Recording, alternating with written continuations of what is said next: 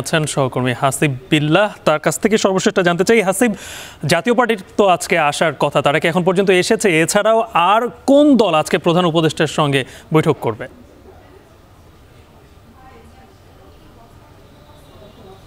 গালিব, ইতিমধ্যে বেশিরভাগ রাজনৈতিক দল আজ এই অন্তর্বর্তী সরকারের প্রধান উপদেষ্টার সঙ্গে বৈঠক করেছেন। বিশেষ করে এখন এই মুহূর্তে বৈঠক করছেন গণফোরাম। কিছুক্ষণ আগে গণফোরামের একটি প্রতিনিধি দল প্রবেশ করেছে, সেখানে ডক্টর কামাল হোসেন আছেন। এরপর 7:30টার দিকে জাতীয় পার্টির একটি প্রতিনিধি দল এই যমুনায় প্রবেশ করবেন, সেখানে উপদেষ্টারা রয়েছেন।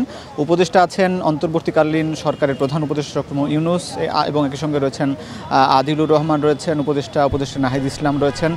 এবং একই সঙ্গে আজকে আপনি জানেন যে বিকেল 3টা থেকে এই এখন পর্যন্ত বিভিন্ন আলাদাভাবে রাজনৈতিক দলগুলোর সঙ্গে বৈঠক করছেন এই অন্তর্বর্তী সরকারের উপদেষ্টারা। মূলত আগামী নির্বাচনের একটি রোডম্যাপ নিয়েই বেশি আলোচনায় আসছে, যে এই নির্বাচনটা কখন নাগাদ হতে পারে এবং সেটার একটি নির্বাচনী রোডম্যাপ।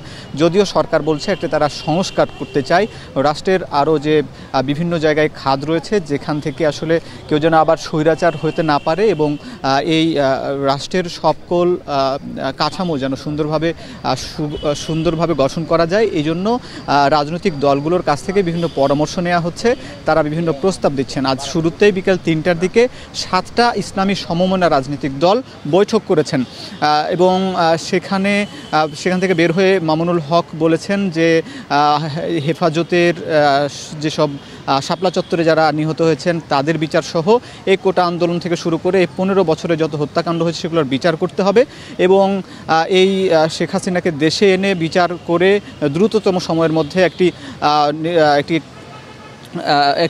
তদন্ত কমিশন গঠন করতে হবে এবং দ্রুত ট্রাইব্যুনালের মাধ্যমে বিচার করতে হবে। এবং একই সঙ্গে এরপরে এলডিপির চেয়ারম্যান কথা বলেছেন, এখন গণফোরাম বৈঠক করছেন। আসলে বিএনপি যেহেতু এর আগে বৃহস্পতিবার বৈঠক করেছে, এরপরে বিভিন্ন যে রাজনৈতিক দলগুলো আছে পর্যায়ক্রমে সেই রাজনৈতিক দলগুলোর কাছ থেকে একটা প্রস্তাবনা নেওয়া হবে, এবং পরবর্তীতে এই সরকার একটা শিগগিরই একটি রূপরেখা দেবে। এই ছিল এই যমুনার সামনে থেকে সবশেষ খবর। গালিব, প্রধান উপদেষ্টার সঙ্গে রাজনৈতিক দলগুলোর বৈঠকের সর্বশেষ জানাচ্ছিলেন সহকর্মী হাসিব বিল্লাহ। এদিকে বিএনপি